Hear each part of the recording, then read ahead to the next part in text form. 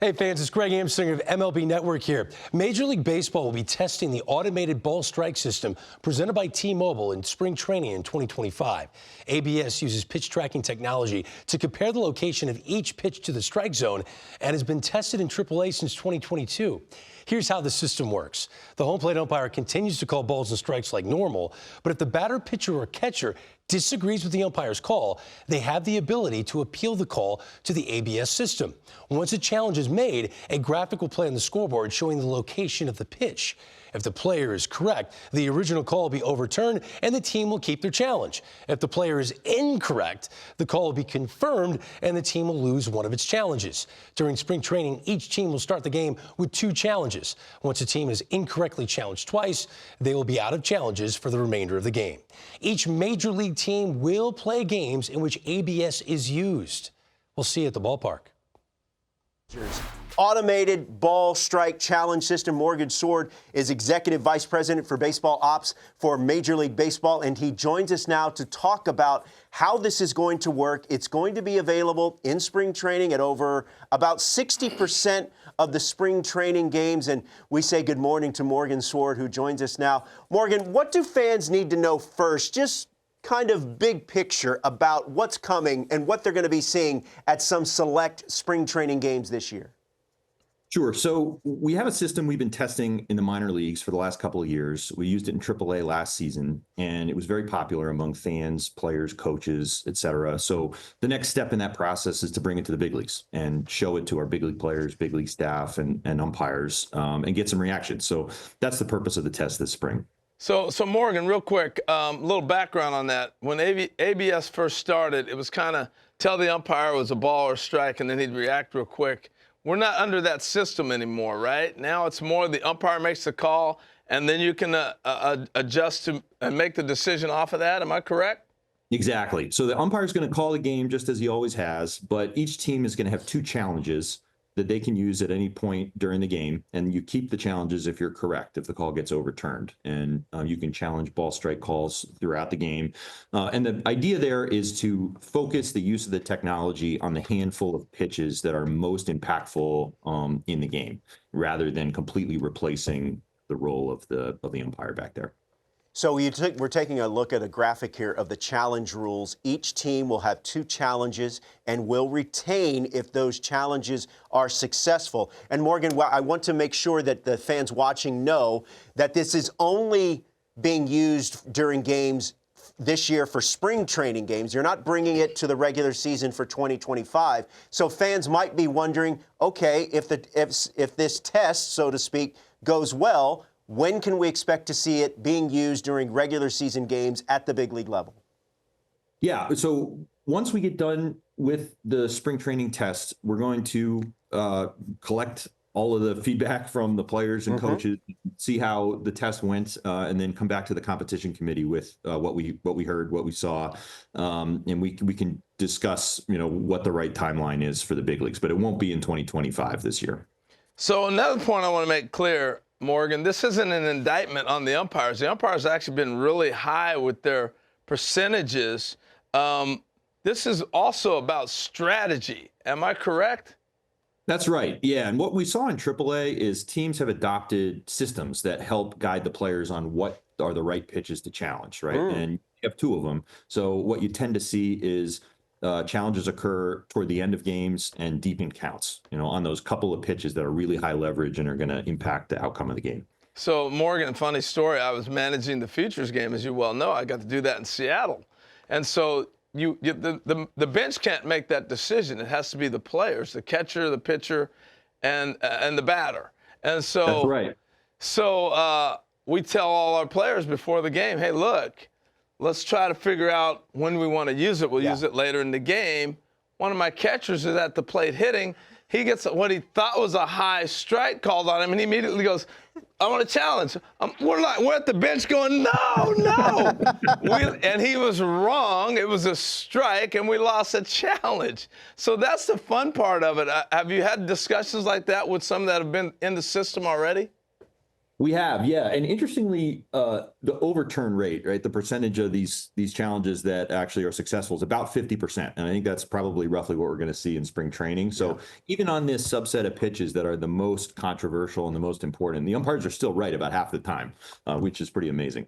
And Morgan, we showed the animation of what the system looks like, and I've seen this system be used in action at a minor league stadium. And the fans in the park can see it. I mean, it's displayed, the animation itself is displayed in the park. There's really a crowd interaction that is part of this whole thing, yes? Yeah, that's right. And what we've seen in talking to fans that have experienced this in the minor leagues is that these challenges are a really fun addition and an entertaining kind of add-on to the game.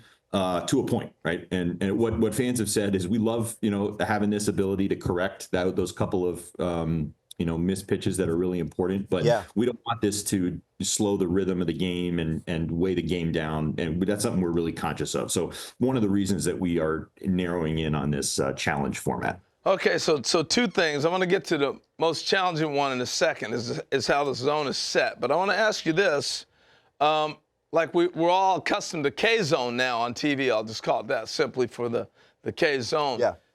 And that's set more at the front of the plate. This is set more back over the plate to be more consistent. Can you explain that portion of how it's set up, the system is?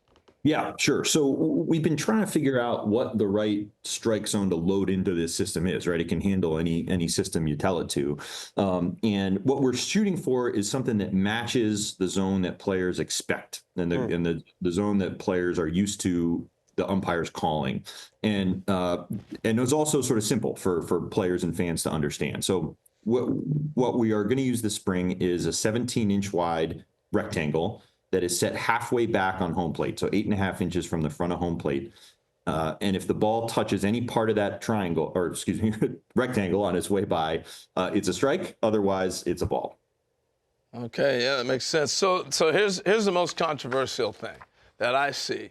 How the zone is set. It's set on height. Can you explain that? And then I'll come back with my question as to why I think this is a little bit challenging. Yeah, so setting the top and the bottom of the zone is the hardest part of loading the strike zone into the system. And there are a couple different options for how to do it. The one that was the most popular among players in AAA, and the one that we're going to try for this test this spring, is simply indexing it relative to a player's height. So, for example, every hitter that is 6 feet tall will have the same top and bottom of their zone, regardless of their individual batting stance. Okay. Yeah, I think, and to me, that's challenging. I think that's going to be the most controversial thing because some people don't stand straight up like Aaron Judge. Maybe you bend down a little bit more, but yet you're still judged on that same scale. So how can I combat that? If I'm a player, I'm 6 foot, but if I'm hitting down here and I'm 5'7", because I'm loading here to come up to get explosiveness, and the ball's still being called high because of my original height, how do I combat that? Yeah, it's a good question. I think one thing we have looked at is stances in today's game are more similar than stances were 15, 20 years ago in the game, right? We don't see quite as many guys, crouched way over like Ricky Henderson or even standing, very upright. So for most players, this is going to match pretty closely to the zone that they have always expected. The downside of using something that is specific to a player's stance is that you open yourself up to manipulation potentially, right? Where on certain pitches, players can crouch all the way down to shrink their zone, if we were going to use something that was based on their stance. So again, but that's one of the things we want feedback on from the players, right? I mean, and they're going to have iPads in their dugouts where they can actually register complaints with us during the game about whether that zone is set appropriately and whether they want changes to it. So we're going to see how that comes. That's cool. Like customer service right there in the dugout. Yeah, this is data collection. So let's end on a positive note. We're at the end of spring training. You've been able to compile all these games. Every team is going to get a chance to use this system, even though it's only going to be in certain ballparks because of the Hawkeye system. We got that clear. But at the end of spring, we played our 100 and some spring games or whatever collectively. What would you like to walk out of here feeling at the end of the spring? I think a successful test would be getting a majority of our players, coaches, and fans feeling like they prefer that version of baseball to the status quo. And we're gonna find out that information at the end of the spring. And I think there's some technical hurdles we need to cross, right? Just in terms of having the system work, having it generate the correct calls. But then also, there's a philosophical question embedded in this test about whether this whole approach is right for the game of baseball. And I think the best way to get healthy reactions to that is to show people. And we're really looking forward to hearing from everybody what they think. Yeah, I've seen it used at the minor league level, like I said, in some minor league stadiums. I think it's great. I think fans are going to love it, and hopefully they get a nice little preview beginning tomorrow right here on the network, Cubs and Dodgers. Morgan Sword, Executive VP of Baseball Operations for Major League Baseball. Morgan, we appreciate the insight. Really good stuff. Thank you. Thank you, guys. Thanks, Morgan. Appreciate it.